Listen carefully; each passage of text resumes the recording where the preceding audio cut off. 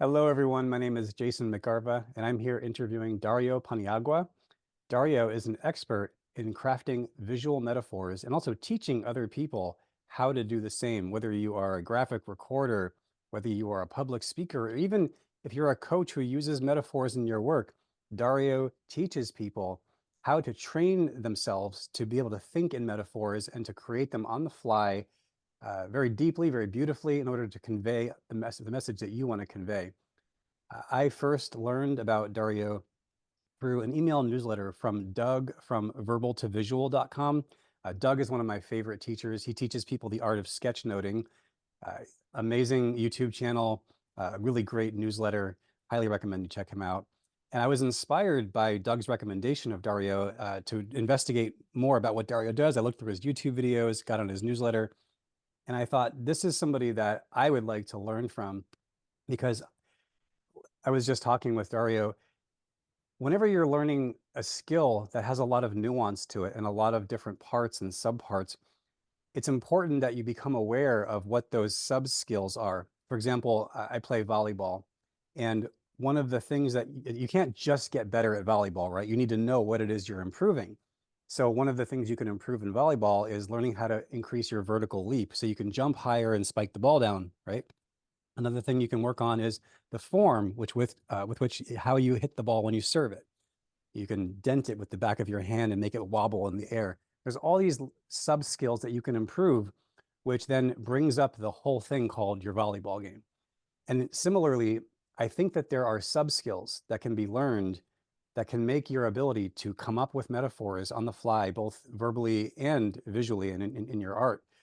And I'm very interested in what that is. So that's why I wanted to reach out to Dario and interview him and learn more about his thought process, about what his practices are that help him have become a master at this and to be able to teach others.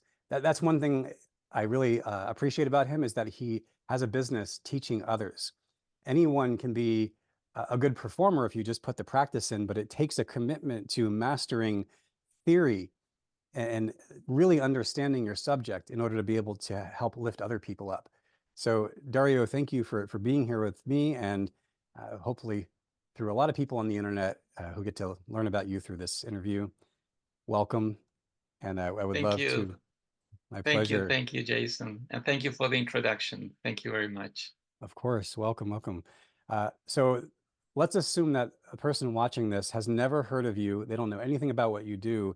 Can you give us an introduction and tell us about your background and what it is that you do in your work and how and also how you got interested in metaphors specifically? Of course. Well, I I help people to reconnect with a skill they excelled uh, uh, as children before starting school. So communicating through images, and that's a superpower we all had, but often lose over time. So my goal is to help people to regain that superpower.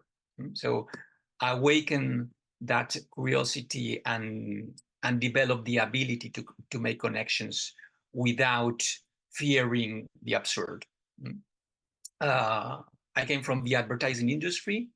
Um, I always love to draw, okay, but not in the drawing the in the sense of Leonardo da Vinci style. I'm not talking about that. Okay, when we talk about drawing in visual thinking, we're not referring to that beautiful images that we have in mind. I mean, drawing as a tool to communicate. That's it.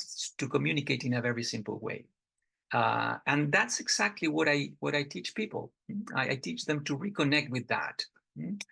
Um, I could share more about myself, but those details are just ego information and not really important.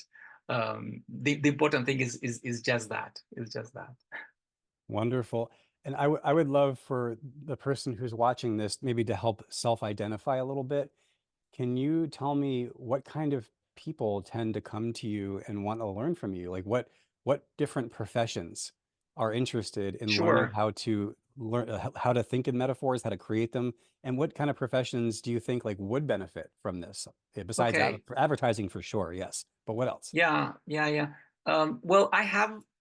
students that come from different fields. Okay, of course, graphic recorders. So where graphic recorders are the people who go to events or kickoffs or conventions, and they just hear what a speaker is, the speaker's presentations, and they recap that on a visual map. Then we have graphic facilitators or people that do coaching. So you are leading a group of people and putting on paper some of the concepts to help them to visualize their ideas. But I also have teachers. I have also doctors. Yes, doctors. I don't know if you know this, but there's a very interesting study they did on the Mayo Clinic in the States, where they give the patients a tablet to highlight where was their how to illustrate their pains. So we can even use simple drawings to put that abstract, which is a pain, okay, into a piece of paper to better help explain what you are feeling. So I have students from very different fields. It's important to understand that to learn metaphors or to communicate through drawings, of course it's not important to have a drawing skill. You know, I just had an idea when you were sharing that, is I can imagine this also being very beneficial for therapists who are working with kids, especially who I know that one of your principles is that you can take two different objects and place them in different contexts, and then that creates a different kind of metaphor, and it can be used to teach people about context. I think I was looking through your book on Amazon, like the digital preview of it, and I think there was one, there was a pointing finger, if I remember right. I could be getting this wrong, but if you draw a pointing finger, there's the finger that's pointing something out about somebody. There's the finger that's pointing to a different future that's possible together. There's pointing to the moment to help people become more present. And it's all the same pointing finger, but the context for how it's being used is what separates them, is what changes the meaning. And Absolutely, I could absolutely. see I could see this being very interesting for psychologists who are helping the kids to give language to some discomfort they're feeling or a lack of belonging, you know, not sure how to describe how they're feeling other than it's bad. Yeah, and maybe the teacher drawing like the first part and then the kid helping to contextualize it, or yeah, there's so much possible here. I can see. Lot of possibilities, lot of possibilities. So let's Yeah. start at the beginning here. First things first, you know, how do you define a visual metaphor? Like, and also what are some of the key elements that makes a visual metaphor effective?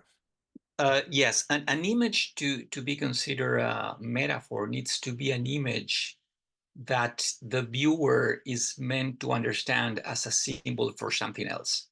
So practically what you do is you deconstruct the mental model of people by creating new meaning in addition to the image's straightforward sense. So a good metaphor needs to tell a mini story. That's the big difference from an icon, for example. Icons have to be immediate. They can't have a secondary meaning. The best example, for example, is road signs. They need to work without language or cultural barriers. An icon indicating, for example, not overtaking must be understood by anyone from any country. There's no space, no room for second interpretations. Icons are universal. A metaphor, on the other hand, always has more than one meaning because we see one thing but interpret another. So a metaphor needs to be concise and attention grabbing. And this is crucial because people today don't read much. So we are exposed to more information that we can absorb. So we've become experts at filtering. We filter with our finger. So look around you. People constantly scrolling. They're constantly scrolling. And social media companies, by the way, have entire teams studying what kind of content stops people from scrolling. A metaphor generally helps with this because it has a disruptive element. Something grabs our attention when it's different. If you have 9 circles and 1 square, your eyes will go to the square. If you have 10 black circles and 1 is light blue, your eyes will go to the light blue circle. And this is because there's a disruption in the pattern. What breaks a pattern always becomes a strong attention. So when you can create a disruption in an image, that carries a strong message. Okay, usually, so you create a disruption that carries a strong message, and there you have a good metaphor. That is very interesting. Did you say we sort by our fingers? I mean, we're always scrolling and swiping, making decisions with the flick of the finger. Absolutely, absolutely. That is interesting. Okay, yeah, thank you for defining that. And I can just tell by the depth of your definition, you really understand this. And I'm so looking forward to this. This is great. Uh, so tell us, what is your process for creating visual metaphors? How do you start, and what steps do you follow? Okay, there are 2 ways to create a metaphor. The adult approach and the child approach. So let me first clarify here. When I refer to a child, I mean the age range from birth to about, let's say, 5 years old. I say about because the precise moment of my definition of child is until we start primary or elementary school, which can vary by country. But let's say roughly up to 6 years old. We can start a creative process with either the adult approach or the child approach. There are 2 characteristics in the adult creative approach. Adults connect better with things they know and that are logical within their understanding because they feel safe. And generally, adults create from the perspective that something is missing. So as adults, we always feel we lack something to reach completeness. What does a child do? A child does the exact opposite. So a child creates with what they have. Nothing is missing because everything is perfect for play. Why is this important? Because the adult way of creating is much more difficult. We impose self-restrictions before we even start. So how many times have you thought of an idea and dismiss it out of fear?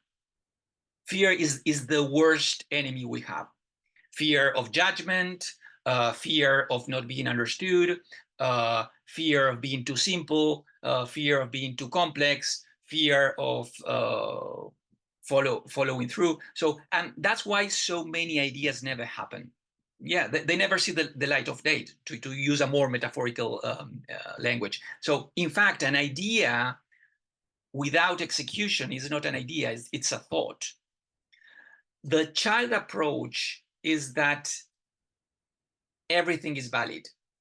And if that is your starting point, everything is possible because you start from an absurdity to which you then give meaning. So to directly answer your question, my way of creating a metaphor is to start without any specific meaning in mind. And how do I create an absurdity? With questions. So if I need to draw something, I start to ask myself, okay, can I invert what I need to draw? Can I substitute it with something else? Can I mix it with something else? You mentioned that a couple of seconds ago. Can I zoom in and draw something inside? Whatever the answer is, you probably already have a metaphor. So no matter how ridiculous it may seem, I start with a process of questions that always lead me to something absurd. Then I can give meaning to that absurdity with a keyword or short phrase. So that's the process. Can you give me an example of the question that you might start with, just so I can make this more concrete? This is really great. I just want people to be able to picture your process a little bit. Well, one of the main questions that I use is think the opposite. So, for example, if I want to draw the concept of the world is changing, I try to think I try to apply the contrarian thinking. How it would be to draw a world that is not changing. Okay. Got it. Yeah. So it's just you applied, you draw exactly the opposite. Okay. If I want to, and this is something that Hitchcock did all the time, because he was always trying to avoid being redundant. Okay. So if I want to draw happiness, probably I would draw something sad. Now that I'm telling you this, perhaps it's difficult to understand it, but if I show you some drawings, you will see that works. It's you're creating a disruption. It's the contrarian thinking. If you want to draw, for example, protect, I will draw attack. If I want to draw open, I will draw close. But even if there's a disruption there, I can do two things. So how this process follows. I can just leave the drawing as it is, or I can add a keyword to help people understand what I want to convey. I usually like not to put any keywords. I usually like to leave the drawing as it is and let people try to figure out what I'm trying to convey. You can do both. So you can attach a keyword or a phrase sentence, or just leave it without any text. It depends exactly on how you want to involve people that are seeing your metaphor there. Okay, but this is one of the many techniques that you can do when creating visual metaphors. But all the questions that I was mentioning before, they lead to a disruption, all of them. So, for example, substitution. So if I want to draw, I don't know, and I use that a lot. So, for example, if you have a tie here and you're drawing a person with a tie, and instead of having a tie, I replace it with something else, I'm creating a disruption there. I don't know. What if the tie is a ladder and you see little people there in the ladder? So you expect to see a tie, but you don't see a tie. You see something else. I'm creating a disruption, and I'm creating a mini story. It's up to me if I want to say, okay, this means, I don't know, whatever, a person who is trying to gain power in a job environment, for example, or could be something else. I don't know. I can always decide if I will attach and connect to a word or not. But basically, that's my process. Create a disruption and then decide if I will leave it like this to make people put their own meaning, or I will help them with a keyword or short phrase sentence. That is very interesting, because when you replace a tie with a ladder, you become aware of what the tie means and the purpose of the tie. And then that makes me think of, well, you could also draw a staircase with the different kinds of ties that you might wear as you ascend the corporate ladder, like Beautiful. that one high constraint can open up so much creativity. That's very Beautiful, interesting. beautiful example. Yes, absolutely, absolutely.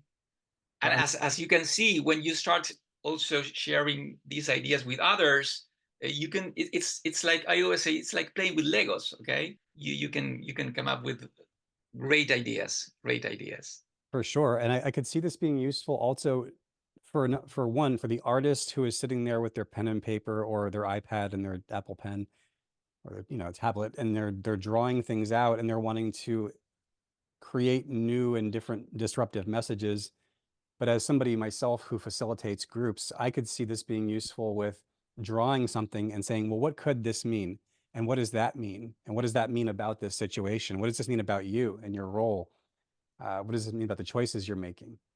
You know, and the emphasis you're placing in the tie example, the emphasis you're placing on appearance. There's so much that can be done through group facilitation with this as well, through asking questions and using the visual metaphor as an anchor. Absolutely, absolutely. And you can play a lot with that. You can play a lot with that. I mean, So one of the what if instead of a ladder, it's a river? What if we see a river here? The possibilities are endless.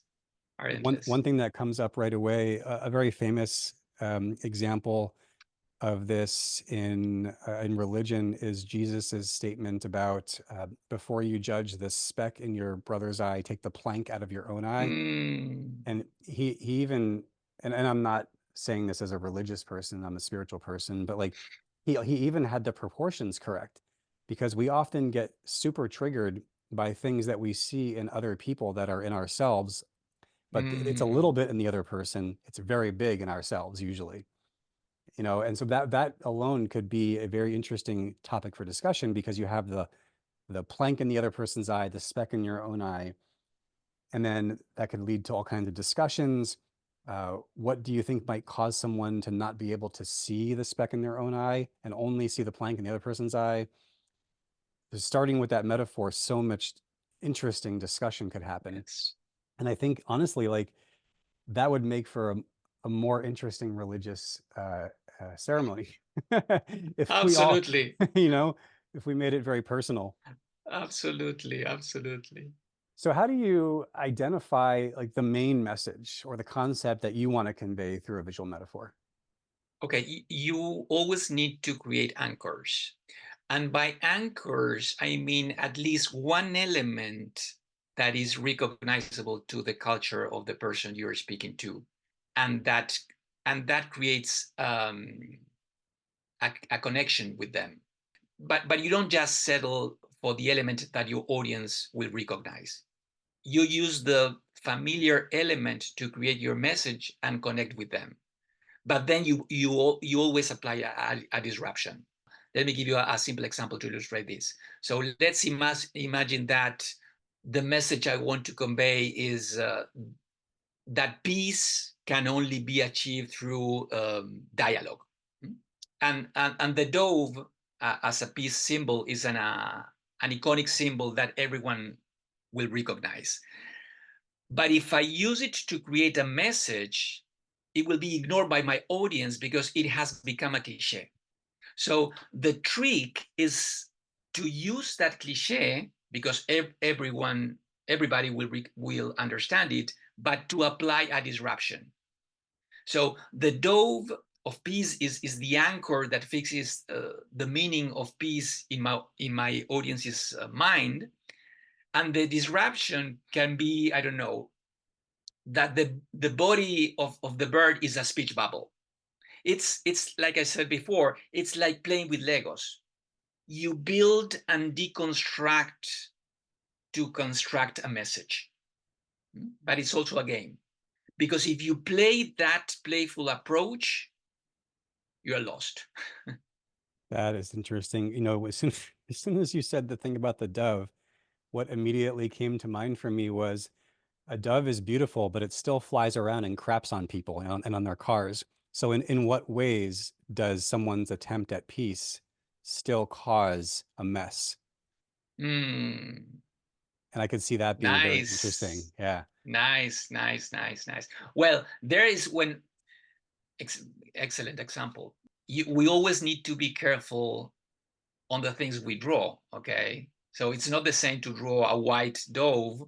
I can't draw a gray pigeon to talk about peace, right? Because as you can see, I'm starting to add layers of meaning that can affect the message that I want to convey. Well, what if an eagle or a hawk or some other kind of bird was used as a symbol of peace? What would that imply about how peace is established? It depends, or we start to play with a lot of factors, okay? And an eagle, depending who is your audience, can be read as can mean a lot of things. An eagle, for example, is a very strong symbol in the United States, for example, and perhaps it's not the same for other cultures. So Hmm. we always need to be aware about this, about these little things. And of course, it always depends on how we play with that element. Is just an isolated element? Is just an eagle? Oh, it's just a dove? Or they are performing an action? And again, if they are performing an action, what action? As you can see, you start to build. That's storytelling. That's interesting. And I can see we also would have to look at what do we associate with things like eagle. In America, I know that's associated with freedom, among other Exactly. things, but it's also associated with crystal clear vision. Mm, So you're right. how can a You're right. consultant make metaphoric images involving an eagle about their ability to clearly see what's going on with your business or with whatever they're consulting with you on? Exactly. Exactly. And by the way, if I want to refer to the second meaning that you mentioned, I would not draw the complete eagle, but just I would zoom in one of his eyes and perhaps draw something inside the eye, something disruptive inside the eye, something that don't expect. Imagine putting like an AI contact lens onto an eagle with perfect vision already. How do you brainstorm and generate ideas for visual metaphors? Like, are there any specific techniques or exercises that you use? Yes, well, it's very simple because everybody refers to this statement, which is some kind of a cliche. Think out of the box, which is an idiom that means to think differently, unconventionally, or from a new perspective, let's say. But it's an approach that can be confusing because simply saying I'm going to think outside the box won't achieve anything, no matter how much intention you have to be disruptive. So I prefer to reframe the concept of out of the box. The box is the room you're in every day. When you are surrounded by the same things, consciously or unconsciously, because they trigger the same thoughts. If you think of the box as representing your room where you're usually sitting when creating something, thinking out of the box simply means stepping out of there and doing something that breaks your routine. It could be walking down a different street, going to a different bar for a coffee, sitting in a park with a book, going to the cinema, visiting a new museum, talking to a friend, any activity unrelated to the creative process you want to immerse yourself in. Doing these things that break your routine doesn't mean you're doing nothing. It means you're nurturing, watering the incentives for your ideas. Ideas come from connecting unrelated points, not from connecting related ones. In fact, that's the approach of children. If you talk to a child they connect the letter A with an elephant, the elephant with their grandmother, and the grandmother with the color violet. They will just jump from one topic to another without any apparent connection. In school, they teach us exactly the opposite. A is related to B, B is related to C, and C is related to D.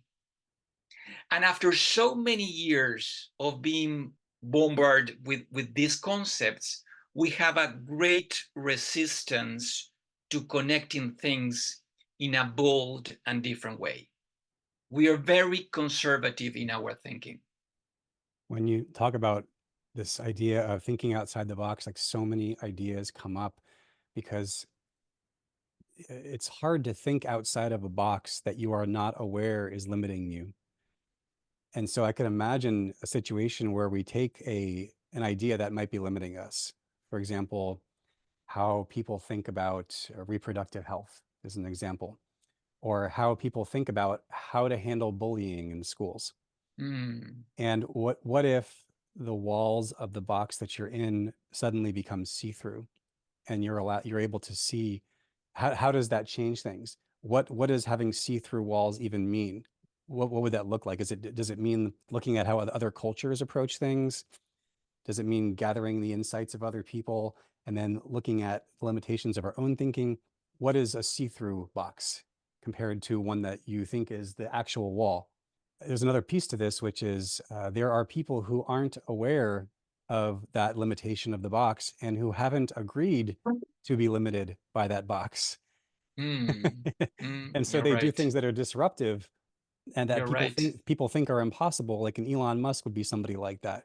Who would have ever thought that a rocket could fly back down and not just destroy itself Well, upon landing? yeah.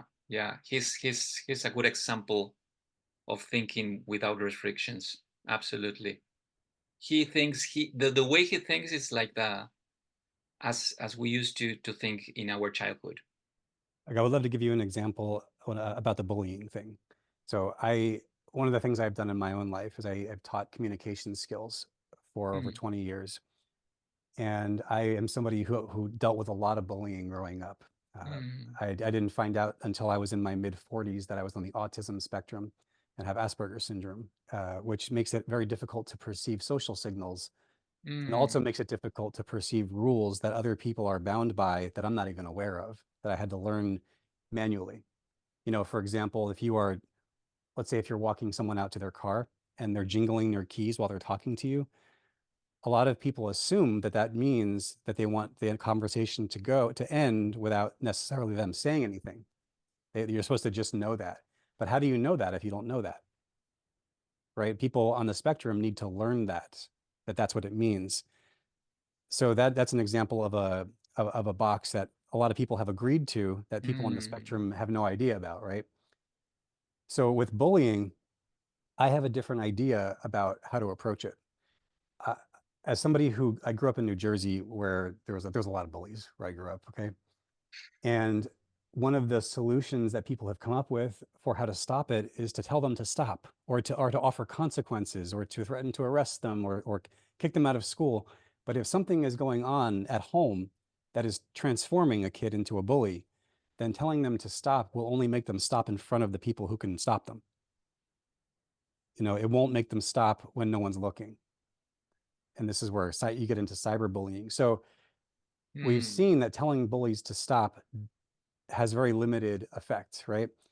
I have the idea that you could actually help the bullies turn into the teachers to help make the weaker kids stronger because the bullies don't have any fear about getting in your face. The kids do have a lot of fear. What the bullies need to do is instead of going from cold to boiling hot, like 0 to 100% anger or aggression, they need, rather than telling them to stop flipping that switch, they need to have a dimmer switch installed. This is a visual metaphor, right? They need to learn Beautiful. how to express anger at 10% because anger is a necessary emotion. And if all you have is calm or explosive, there's no nuance there. I think that the bullies could actually help the kids who are weaker learn how to handle confrontation if the bully could manage their own anger, if the bully could learn how to contain their own energy. And then that will help them see that they have value. That will help them see that they have a contribution to offer rather than just making other people afraid of them and making people listen to them. That's super interesting. Did you try that? It's something that I'm working on now. Wow. I coach some people here in Boston, and I'm coaching a 15-year-old kid with autism. I have a unique approach to teaching communication skills through like drills, like a karate drill almost. High Mm, repetitions, very, very high repetitions in order to develop brain wiring that can assert itself out into the world. It can be useful out in the world. Yeah, that's super interesting. Please update me on how it goes. it's a new project. I'm wanting to Keep involve me other updated, like please. school psychologists, guidance counselors, teachers who have an interest in teaching people skills through this unique method. So anyway, this came up to me with the idea of thinking outside of the box and how do we illustrate a box and how do we get people to see what is outside. If you're in a room full of walls and you can't see outside of it, then you can't think outside the box because Exactly. you can't even see outside of it. Exactly. Exactly. So Yeah. interesting. How do you moving on? How do you choose the right visual elements when you're making a metaphor, like symbols, objects, colors? Like, how do you choose those visual elements to represent abstract concepts or ideas? Like, what's your process? Well, abstract concepts are difficult to understand, and tangible ones are always easy to remember. And therefore, the first step is always to transform an abstract concept into something tangible. There's a very simple exercise I sometimes use that I call the what it would be mental chart. So it's an exercise of a uh, that I do mentally, where I imagine 4 columns, and each column has like a label: object, animal, um, shapes, and verb. So let's say that you have to create a metaphor about change, which is a purely abstract concept. What you do is to ask yourself the following question for each of the mentioned columns. If change were an object, what object would it be? If change were an animal, if change were a shape, if change were a verb or an action, what verb or action would it be? So sometimes, and you do that mentally, sometimes you find something to draw in each column, and sometimes you don't. But let's imagine that I managed to identify how to represent change with an animal, with an object, with a shape, and with an action. Then all that's left is to use the image that best fits the concept of change, but considering the context in which that word is used. So it's not the same to talk about personal change that to talk about, I don't know, change of direction in a company. Or so I need to use the metaphor that best fits that concept where they're using change. But this is something that really helps when you want to come up with fast ideas. Very simple, but it gives you a variety of options when you need to represent an abstract concept. That would be a fascinating model to bring into a business environment because a lot of people talk about change, but there's change that you're happy about. There is change that affects you personally and causes you loss.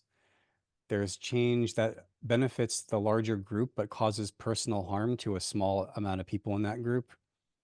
There's change that creates limitation, like for example, a child going through a divorce. You know, the parents are going through a divorce, and then it creates You're all kinds right. of ideas about relationships that carry into the future. So contextualizing the change would significantly change what goes in those 4 columns. Exactly. Exactly. And I would also imagine, so you've got the context of the change, but also there's the purpose. Like what are we doing? What are we hoping for? And then there's what are we trying to avoid? What kind of, so that also impacts what would go in those four columns. Exactly. Yes, yes. You always need to, so you can't just, and this is something that many graphic recorders fail because they don't think about the context. When you the most biggest mistake that you can do when you're doing graphic recording is to approach the graphic recording as if you were a translator. You're not a translator.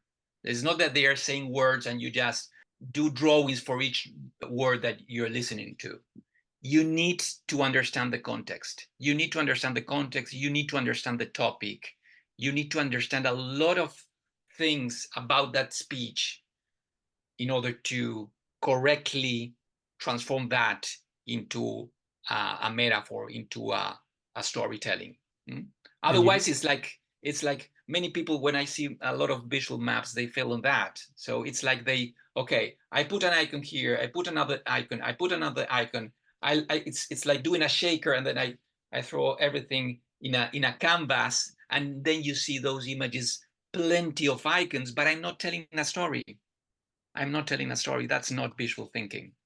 that's very interesting. So you would also have to be aware of what the audience is aware of in order to connect it with brain wiring that they already have. Exactly. In the advertising industry, I don't know if you've heard of this distinction, the stages of awareness, right?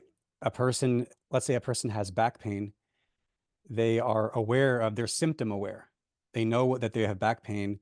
They don't know, they may not even know that it's back pain. They just know it hurts. Something hurts. Right now, obviously, in the case of back pain, you have back pain. But if your relationship is suffering and there's a lot of pain, but you don't know what's causing it, that's more symptom aware, right? And then there's problem aware. You're aware, oh, I have a problem with my scoliosis or something with my spine. You become aware that there's like an actual reason for your problem.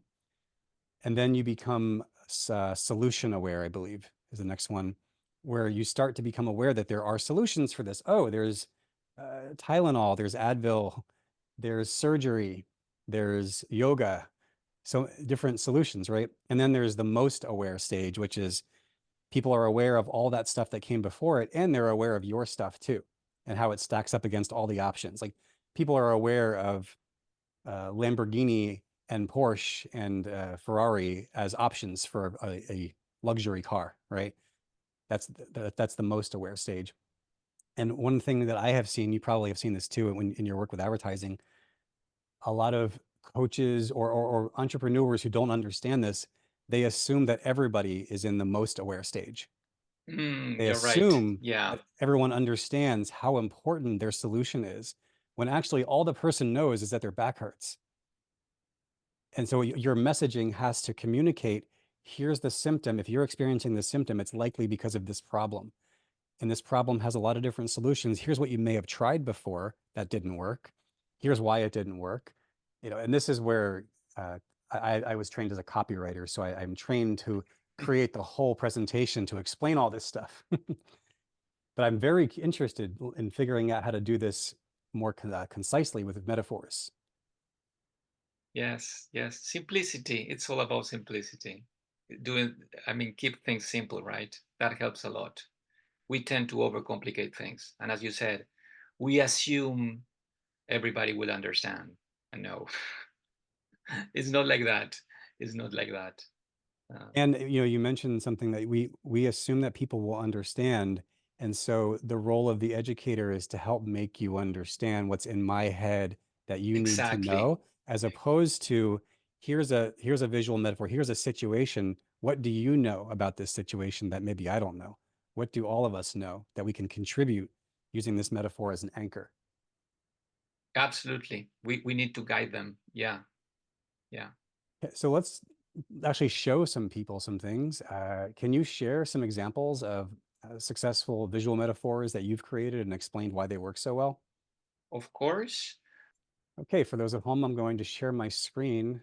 This is an email that Dario had sent. Okay, Yes. Let's first say that there are many examples of effective metaphors, but I would say that the best ones are always the simplest. The worst mistake you can make when creating a metaphor is not knowing when to stop. So you continue to add elements and you start to complicate the message. So that's why I think that the best metaphors are the simplest ones. A metaphor already contains two layers of meaning. There's a metaphor that I really enjoy creating, which is the one about September 11th. It was to illustrate an article that came out a few years ago. And the art was very interesting article because it talked about how to talk about 9/11 with a new generation of kids. So it focused on how to explain that day to children who hadn't been born when those horrible events occurred. So the article gave specific advice for parents. And the drawing is very simple, but I think it has all the ingredients to be a good metaphor. So it's speaking to parents who are telling what happened in the towers. So the elements are combined in a very disruptive way. There's the drawing is simple, but there's a lot of storytelling there. The other one, the one that you have on top of that, is the image of the priest with a child close to him, and the child hardly speaks. That tiny speech bubble, which is also part of the classic clothing of priests, creates great tension in the image. Show, don't tell, Hemingway used to say, and I think it's great when you achieve that. I could, the thing that you put for the non-smoking sign, the circle with the cross in it, the Yeah. circle with a line. I could see putting a circle and a line here where Also, this child's yeah, voice is being discouraged, and that would change the yeah, yeah, meaning. yeah, yeah. And the good thing is that when you achieve something simple, even you can and so my advice always is that, okay, you can stop there and it will give a specific message, and I can continue to add other elements to say other things. The possibilities are endless, but I need to be very clear on which is the message that I want to convey. Any extra element, it's an extra meaning. And could be sometimes a connected meaning to my initial intention, or could be something totally different. So I always need to check what I'm doing constantly. Now, may I ask you when you created this, what was the thinking behind this? Like, what were you trying to convey in this image? Nothing. It's part of my training. It's part of my weekly training. I just do. I don't know. I was walking here in the center of the town where I live, and I think I saw a priest, and it triggered that image in my mind. So this is one of the examples that I love when I just publish this drawing without any keyword, and I ask people to suggest a keyword to that image. And the results that they write there in the post are fantastic, because sometimes they're absolutely opposite meanings, but they all of them make sense. And what I see is the child's eyes are opened and the priest's eyes are kind of closed. So there's Yeah. the I wonder versus I know. Okay, but pay attention to this. The little guy, the kid is also blinking. Okay. See that? Yes, yes. Okay. There's a little bit of body language there. Could be also nervous. Sometimes some things are very subtle, but the fact that he's blinking also is telling something. Hmm. Could be a tick, okay? Could be something like. So it's like playing. I love to play with these things. Well, I as love to funny play as with these someone things. who did not grow up religious, one of the first things I also see here is that his thoughts are empty. The thought balloon here are Mm, empty, And they Yeah. are in the exact, so the thought balloon is in the exact spot where the priest's voice box is. And so his words will become this baby's thoughts eventually. Beautiful, beautiful, beautiful. That's Yeah, fascinating. it's amazing all the things that we can convey with an image. Perhaps many times I convey things that I didn't thought about it.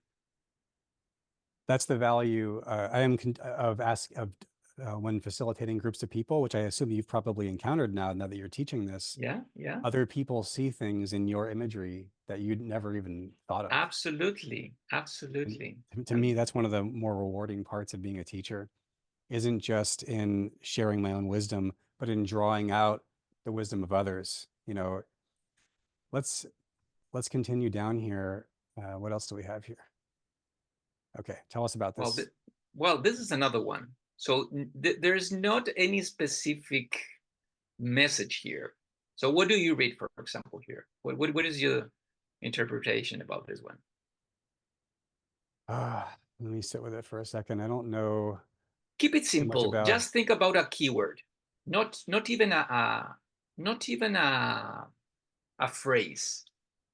And let me tell you another thing. Mhm. Just tell me the first thing that you think, even if it's totally absurd. Well, the first thing I observe is that his eyes are steady, they're aggressive, they look predatory, and his mouth is very small.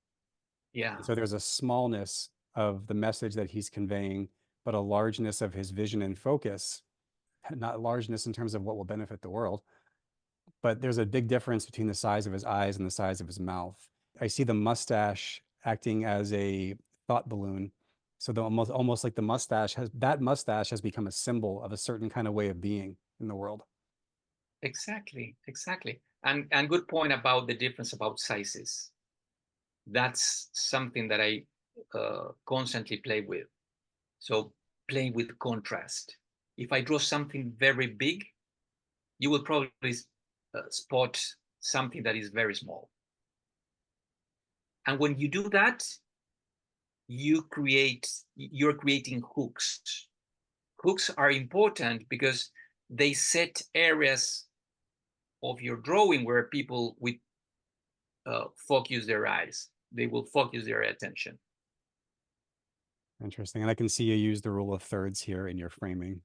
Also, Yeah, yeah, yeah. absolutely, For the absolutely. people who don't know Yeah, what that is, yeah, that's where you imagine a tic-tac-toe board on top of the image, and then where the two lines cross, the 4 points where they cross here, here, here, and here. That's usually where the focal point of an image is. Like you watch a movie, like almost any movie that makes it to the big screen, the actor's eyes are usually in one of those cross beams, or whatever is being. If exactly, there's an explosion, it's happening in one of the cross beams.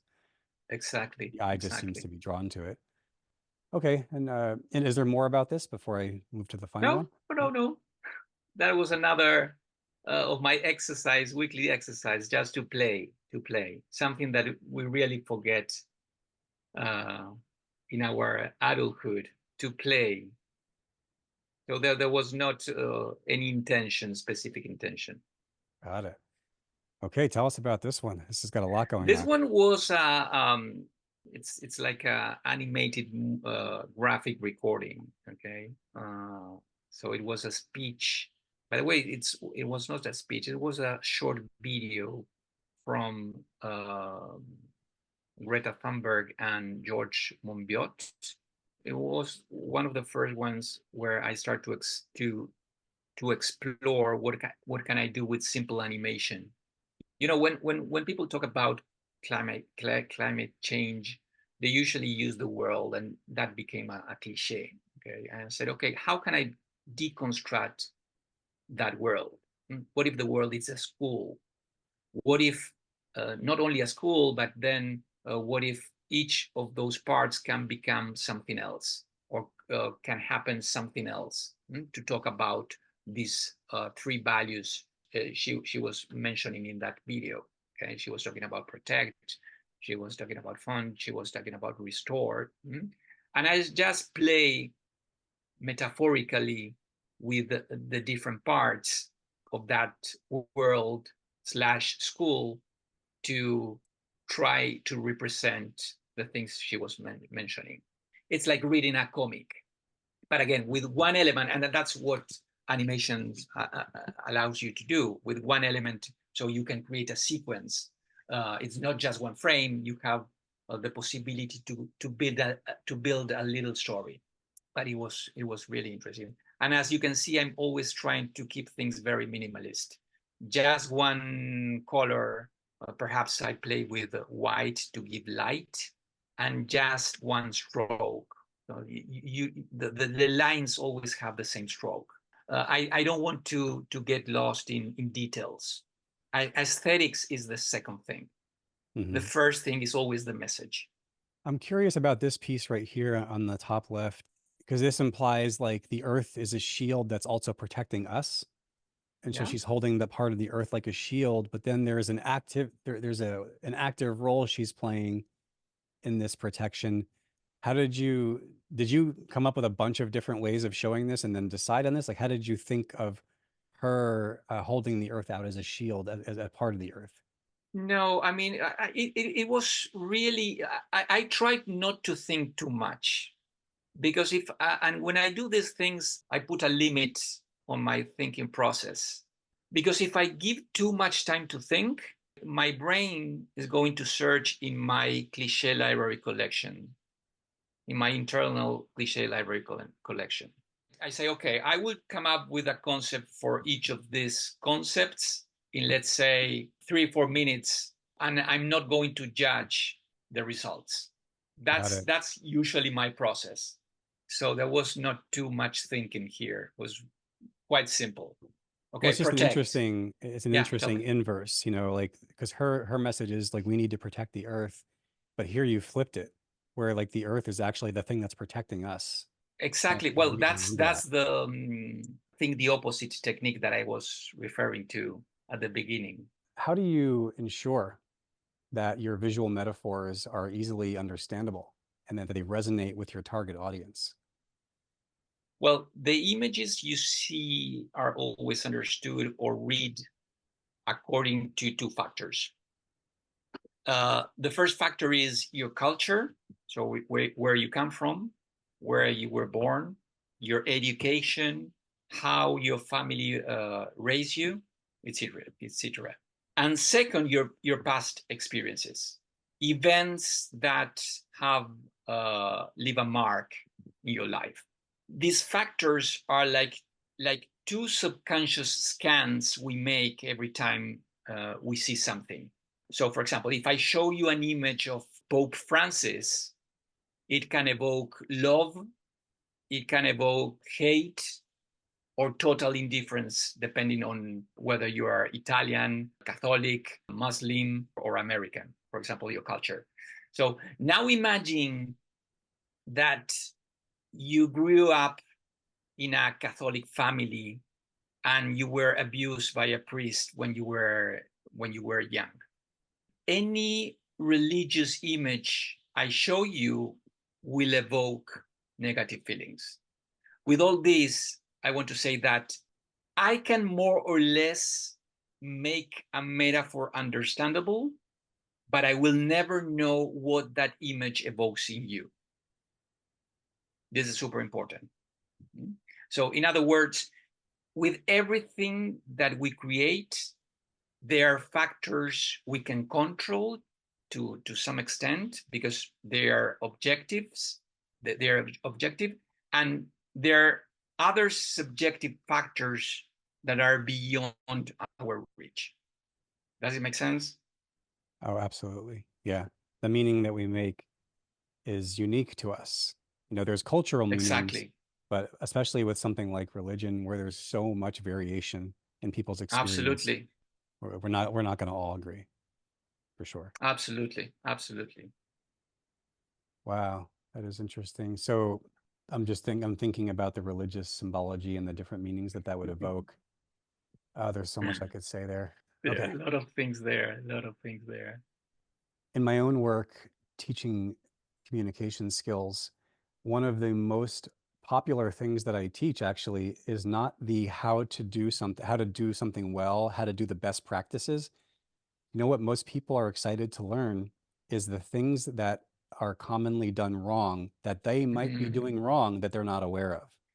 For example, there's all these different kind of personality traits that people do that are invisible to them, but that rub other people the wrong way. One of them is one-upping somebody. If somebody says, "Oh, I mm, went to go to spend Christmas with my family and we went to church, it was so cool." And then the other person says, "Wow, I went to the Vatican Museum for church and I was out in St. Peter's Basilica and there was 40,000 people there on Christmas Eve. It was so good. I get what you're saying. I understand what you're saying so much that I did it better than you." And we one up people in an attempt to relate. Or another one that I see a lot is this thing called the conversation dropper, where a mm. person says, "Hey, tell me about your weekend." And the person says, "Oh, I did this. I went skiing. I went to this reunion at my school. It was so awesome." And that person just says, "Oh, cool." And then silence, right? They just drop the whole, it's like somebody hits a tennis ball to you and you hold the racket out and it just goes ding, dunk. They don't hit it back. So, Fantastic. so there, I love whenever these things. I love these things. whenever you're learning anything that has nuance and complexity, like metaphors, like communication, like business, like personal growth, like religion, there's learning what to do, the best practices, how to think that leads towards success. But then there's also what to not do that will get in the way Yes. and thwart your success. And so, to that end, are there any common pitfalls or mistakes to avoid when creating visual metaphors? I would say cliches. But why? Because cliches are often ignored because nobody pays attention to them. This is generally the problem with cliches. A cliche is an element of any artistic works, or also an idea that has become overused to the point of losing its original meaning or effect. Something that we see so many times becomes invisible to the eyes. And the worst failure of a message is that is not perceived or read. So I prefer a message that triggers a reaction of anger or even a message that is misunderstood to a message that is ignored. Yes, for sure. But this is obviously a personal preference.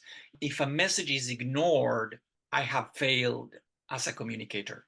That's why I prefer something to not be understood rather than being ignored. People's brain starts working as soon as they have to overcome an obstacle. And if I create an image that is not understood, I know that the person will stop to try to understand. And it doesn't matter if they succeed or not, because at least I know my message will have been read. That is so important, especially for business owners. That one of the most common errors is this thinking like, I just want to get myself out there. I want to put my message out there. I want to just start to let people know I exist. But if you only have 3 seconds of someone's attention before they scroll away or hit the back button or swipe or do whatever, you essentially don't exist, Exactly.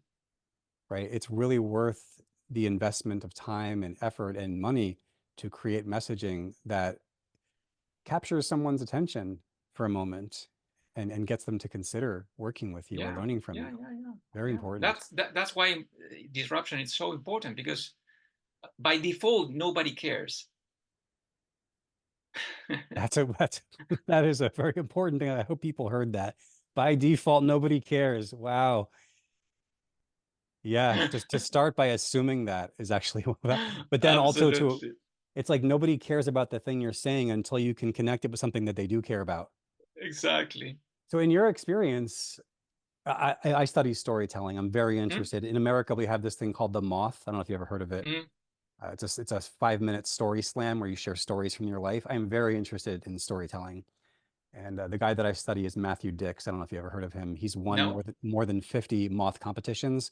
He's like the Mike Tyson of storytelling. Really amazing at what Wow. he does. In your experience, what do you think are some of the most effective ways to use visual metaphors in storytelling? the most effective way to use metaphors in a story is to help build the story you are telling. We see examples of this in books, in poetry, and of course in films. Perhaps films are the best field to understand the relationship between storytelling and metaphors. Think about, for example, Forrest Gump. Life is a box of chocolates. This metaphor compares life's unpredictability to a box of chocolates with various hidden flavors.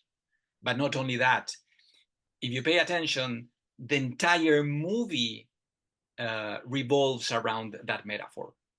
So a box of chocolates symbolizes simplicity, much like Forrest's view of the world. So his life resembles a box of chocolates because he encounters a wide variety of experiences, and each of those experiences unique, just like the assortment of chocolates in a box. So and they build a storytelling with that. Yeah, and some of those chocolates don't taste good. And, and Exactly, some of them exactly. you hope to get more of, you know. Absolutely, absolutely. But I think it's important that metaphors. That's another difference with icons. With an icon, I say house, and I draw a house, and it means house. But if I draw a metaphor with the concept of a house, I don't know. Perhaps the house is not a house, but it's a cage with the shape of a house. I'm adding a layer of storytelling there, short storytelling, because it's in one image. But that's the big difference. There's not so much storytelling on an icon, but there's a lot of storytelling on a metaphor. You know who one of my favorite movie makers is? I often don't understand his movies, but it's Terrence Malick. Have you ever seen any of his Mm, movies? That is a level of mastery of visual presentation yes, that is like yes, it's a virtuoso level of yes, mastery. absolutely, absolutely. The Night, I think it's called The Night of Cups was my favorite. Yes, Just watching the trailer for The Night of Cups, it is, yes, oh I my God, agree. it's a work of art. I agree. I agree. I just realized there's someone on YouTube that I think that you would really, really love. And I just want to mention him because I think everybody should know about this channel. It's called Like Stories of Old. And what this guy does is he makes these video essays about these different topics. The one that I love is called, oh, there's a bunch of them on life purpose and how we try to find purpose through things like video games and having Mm. levels and things to go for when we have kind of purposeless lives. And there's this one video called The New World, The Lost Art of Grief. And he does a video essay about how we don't have the ability to process grief in our culture anymore and how that movie reflects that. But I recommend Wow, everybody search for that on YouTube, The New World, The Lost Art of Grief. It is such a beautiful that's a video. strong concept. And that channel is a diamond. It really is. It's beautiful. Okay. Are you going to share these notes on the recording? Sure. I'm happy to give links and all that Yeah, stuff. Yes. please, Yes, please, please, absolutely. please. You mentioned a Yeah. lot of things that I'm interested Anything I can do to check. to let people know about that channel. It is one of those gems that is just kind of hidden on the internet. He's a really amazing creator for sure. Let's talk about business for a second. What are some of the most effective ways that to use visual metaphors in business if you want to help people really deeply understand the value of what it is that you offer? You know, and can you think of any examples off the top of your head? How can you connect what you do to a metaphor so people really get it and they get the necessity of it? Well, I think that the problem we have now, and it's again connected with storytelling. The big problem we have nowadays is that everyone talks about storytelling, but we don't really know what it is or what it is for. Let's take a concrete example that I see in many companies: PowerPoint presentations. If I make a presentation where I only talk about numbers, my audience will forget what I say because I'm not creating a story around those numbers. As I Mhm. mentioned before, we have difficulty understanding the abstract. And there's a very old book wrote by the Heap brothers, Made to Stick. about ideas that stick. And in that book, I think they nail it because they talk about the Velcro theory of memory. And the Velcro theory of memory is a metaphor to describe our memory system as a Velcro. So Velcro has lots of little loops on one side and a lot of little hooks on the other side. And there you have the analogy. When I say something to you, any concept, imagine that part of your brain has loops that connect with the hooks created by your own experiences. So concrete experiences create lots of hooks to connect with those loops. So let me give you a quick example. If I say, for example, Rolling Stones, you will probably think of Mick Jagger, or even you will think about the iconic red tongue logo. If I say mother, perhaps you will think of your mother face, or maybe, I don't know, planet Earth. If I say New York, you might think of the classics, Empire State or the Statue of Liberty. But surely each word I say will connect your loops with your hooks according to your past experiences or how you have wired those loops and hooks. Now, what happens if I say 100, 324? You probably don't have hooks that find loops to understand or associate something with that number. The more Velcro hooks an idea has, the easier it sticks and the longer it's kept. And metaphors help a lot with that because we can create images that tell small stories around what we want to explain or communicate. Because it's better to have a story to look through at life than an explanation. And the reason for that is that a story is richer. And I'm helping all the time to companies about that. The biggest mistake companies have is ego. The first things that I ask is, okay, show me your PowerPoints. They are terrible. They are all only talking about themselves with things that nobody cares. Again, this concept. And I'm always trying to, okay, how can we build a storytelling, an engaging storytelling? Once I help a company send out their sales quotes with images. It was a consulting firm that offered trainings to other companies. And sometimes the descriptions of their trainings modules were extremely abstract. And I simply took the Word document they used to make those sales quotes and associate metaphors, images with each of those modules. I have to be honest, I have no idea if they close more deals with those illustrated sales quotes or not. But it's a great example of how we can use metaphors to transform hard or abstract concepts into more understandable and digestible things for your audience. I always regret not having those images with me. I always think the same. I should offer more often those kind of things. This is an area that I have extensive experience in, so I can make a couple of comments. One of the things I do in my marketing work is I work with companies and help them connect their ideas to visual frameworks. So there are two elements that can be put into a visual that help communicate value. One is inevitability, and the other one is limitation. So, like for example, in my communication skills work, right? This is my vitamin pack here, but I have this idea called the status seesaw. So if you have like every person has the same intrinsic value, like we're all worth the same as souls and people on this earth. But in the marketplace, that's not true. A lawyer makes more than a dishwasher. It's provably true. And some lawyers make more than other lawyers. Depends on what you focus on and the value you provide. And are you saving people millions in divorce versus helping them as a public defender? And they're both very valuable, but they get compensated differently. So this is about compensation, not about intrinsic value, right? I have this thing called the status seesaw. You imagine this is a seesaw we used to play on when we were kids. Yes. The moment if someone is here, and the moment that they talk upward to somebody, like, oh wow, that's a really beautiful dress. Where did you get it?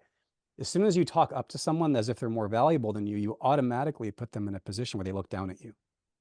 It's automatic. Nice. And people will respond as such. So there's a difference between saying the compliment like that versus like, wow, you look really beautiful in that dress, as opposed to having this kind of begging mentality. Similarly, when you ask for a raise, you don't want to come in with a begging mentality. Hey, I see that there's a promotion coming up and I've been here for a while. I think that's not going to work, because Exactly. someone who talks like that will be seen as someone that other people won't listen to. So there's a limitation, and then there's inevitability, like the image of a thermostat. There was a seminar that was popular in America and Canada for a while called the Millionaire Mind Intensive. And he used this idea of a financial thermostat, that you have a setting in your brain for how much money you're going to make, and you keep returning back to it like a thermostat. So even if you have a sudden windfall of profits and you make a lot of money, the programming in your brain will bring you back to your thermostat setting. And so the thing to do is to reprogram the thermostat, not to fight against it, Wow. so that there's automation and inevitability toward the higher income. So that's how That's a one great person. analogy. Yeah, Beautiful. that was a good one. He was very Absolutely. successful. So Absolutely. I love figuring out, like, well, what is the inevitable painful future that a person Mm, is walking toward if they don't make a change? And then how can you connect that to what does images does that remind you of? Yeah, that's that topic in particular I really like, because it helps to convey value where otherwise none would be conveyed and the person would just get ignored, even if they have something amazing to offer the world. Let's talk about cultural differences. yes. So how do cultural differences influence the interpretation of visual metaphors? And also, how do you account for this when you're creating them? Well, you can always research who your audience is, where they come from, what their cultural codes are. Today, we can complain about anything except for lacking the means to access information. The information is all there for you. Nowadays, we don't have a problem with a lack of information. If anything, we have a problem with verifying information, understanding whether the information you have access to is true or not. But going back to your question, for the metaphor to be understood, it's always crucial to understand who you're talking to. As I mentioned before, there are universal symbols that are understood globally, and there are others that are not. And here comes an important variable. Even when we are not sure if our metaphor is clear, we always have the power of the written word to anchor the meaning. There are many images that can convey many things. But if I associate a keyword or short phrase with that image, I can dissipate any doubt or any ambiguity of meaning. There's an idea that I heard called the Epiphany Bridge. I think Russell Brunson was putting this out there. He's the founder of ClickFunnels. He's a marketing Yeah, teacher, and yeah, it's good. he likes the words, you know how? He was demonstrating how to explain the keto diet. You know how if you have a fire, like a bonfire, and you throw sawdust onto it, it just goes whoosh, and then but it disappears within 5 seconds, right? That's kind of like what eating carbs is like. But then if you put Wow. wood on the fire, it burns for longer, but it still burns up reasonably quickly. It doesn't last that long. That's what eating, let's say, protein is like. And then you could put coal on the fire, which it takes a while to get it going and heat it up. But once it burns, it starts burning cleanly and it lasts a lot longer. And that's what getting your body into ketogenesis and burning fat is like. Now, I don't know anything about this stuff, right? But like that's just an example he gave, connecting the way that different things burn inside of fire to the way that your body burns fat and creates energy. So he says, Excellent. Very visual way to explain in a very simple way and very visually, right? and I like his process of using the words, you know how. Like you You know know how how. this how Yeah, yeah. that's a really good verbal bridge. Yes, yes, absolutely. Okay, let's land this plane. I really appreciate you spending this time. It's such a rich conversation. I'm definitely going to need to rewatch this. And it's given me so many ideas for my own style of facilitation, because I personally am burnt out on lecturing, but I Mm, love asking questions, showing images, and then being surprised by my own students. Really, truly, it's very humbling. And it makes yes. me happy to be in the role of facilitator again. Whereas just sharing what I've learned over my life, it's satisfying, but it's not the same. as collaborating. Yeah, I agree. We learn a lot from our students, from our own students. Absolutely, yeah. For sure. So let's say a person wants to, well, first I want to know where people can find your stuff. I know that you have a course on this. You have, I think it's a membership program. I know you've written a book. Tell us more about how people can learn from you and what the resources that you have are. Well, I don't really, I'm not, I don't like to sound salesy, okay? And I always say the same. I have a lot of free content. Go for that. Go for that. And so I always say the best way to learn visual thinking is free. It's about taking your eyes off this and looking at the world through your own eyes. So watch movies, and I don't mean blockbusters. I mean independent films, read books, poetry, read comics, watch cartoons. Cartoons are full of metaphors. It's important to remember that visual thinking isn't just about creating images. It's about telling a story. In fact, cartoons are made to be understood by children. They're direct and to the point. I always say the same thing. The hardest audiences to engage are children, because if something doesn't interest them, they won't pretend. And we as adults, we're always pretending. That's why anything made by children generally has the ingredients to capture their attention. And it's a resource from which you can learn a lot. Watching cartoons again or reading comics is a must. But again, I always write on my blog that you can find on my website. Okay, if you search for dariopaniagua.com, I have a lot of free content there. Start with that. And if you like it, okay, then you can enroll to my membership. But even if you decide not to, you can learn a lot from the free content. So go for the free content. Perhaps we've talked about a lot of things today. So let me close with the only concept that matters here. Regain your curiosity. We don't need special skills for that. Start asking questions again. Set aside your apathy. Being curious is the way. And of course, I don't want to sound like a self-help book and start talking about the inner child. But the key is to go there. Our connection with creativity was absolute. It's about returning to that. You mentioned that we can learn visual thinking. We can learn this for free on YouTube. Along the same lines, we can learn martial arts on YouTube, but it's not the same as having a dojo. It's going to the dojo every week. It's a big difference. It Absolutely. reminds me of something Brene Brown said that I've seen her TED Talks and stuff, but I paid for this workshop online and I was watching her talk. And I only remember one thing she said from that workshop because I was a bad student and I didn't take good notes, but it stuck with me. She said, there's a big difference between knowing how to do yoga and having a yoga practice. And the difference becomes clear as soon as you take off your sweater and you see the Wow. sculpting of the body. And that's stuck. Wow. So let's Wow. say someone wants to develop their yoga body with regard to metaphor creation and they want to come to the dojo. You mentioned you have a weekly thing that you do with your membership. Can you tell us about that? What is it you do in this program? Well, what I do is, I mean, I can teach you all the techniques to learn metaphors in less than an hour. Mm-hmm. That's the easy part. But you won't incorporate the process because from 6 years old to your 20s, you were bombarded with all logical thinking. That's why it's a membership. So you access the a course where you learn all the techniques, but then every week I send you things to provoke you. Sometimes it's a disruptive image, sometimes it's a video, sometimes it's a book that I'm reading, and I help you to deconstruct that, what you're seeing. Or sometimes I ask you, okay, put a keyword to this image. Sometimes it's just a photo, but we need to, it's a process of deschooling. I hope I help you with that. I help you to deschool your mind.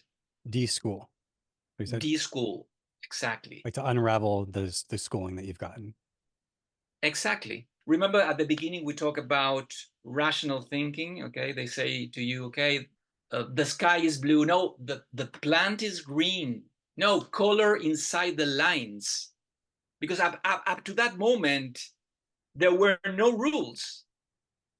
That's why you were so creative, because of this ability to connect everything. Everything was possible. So with this process of Deschooling, I can draw a violet elephant and it's okay. So you start with absurdity, then you give sense by building a storytelling around. It's a process, because your adult approach will say, no, I can't draw a violet elephant. Yes, you can. Yes, you can. It just occurred to Uh, me that, if you only color inside the lines, you'll never know what it looks like to glow. oh, beautiful. Beautiful. Yeah. That's beautiful. You mentioned poetry. I grew up despising poetry. I didn't understand it. I couldn't connect it to anything that I valued until Mm. I discovered Andrea Gibson. Mm. Andrea, I don't know if you know who that is. There's a poem called The Year of No Grudges. It's absolutely beautiful. Like you've heard of this idea, the five love languages. There's words of affirmation, acts of service, receiving gifts, physical touch, and quality time. Andrea is the Yoda of the universe when it Mm. comes to words of affirmation. They have this poem called My Longest Love Poem, and it's just 10 plus minutes of the most amazing love language expression I've ever heard. So I can see poetry also enriching our understanding of how to connect our language to images. Well, thank you so much for this. This has been amazing. We definitely went longer than I expected to, but it's such a rich conversation, and I want to make this available for Yes. people who are interested in this, not just graphic note takers or sketch noters, but people who are sharing things with others, evoking things in others, trying to make the world interesting, different, better, more colorful. And I think this way of thinking can contribute to that a lot, which is why I wanted to go deep with you. And I so appreciate you devoting your time to this. For those of you who stuck with this to the end, I hope this was valuable. And if it was, I hope that you'll share what you got from this in the comments. I don't know where you'll see this. And I hope that you'll share this with others and Thank you, spread this. Jason. Thank you also. Thank you for the questions. Thank you for listening, for attention, your attention, for the things that I also learned today from you. So I really appreciate that. Thank you. Thank you so much. It's been my pleasure. Okay, everyone. Thank you so much for watching. Take care. And I hope this was valuable. Please share with others. Take care.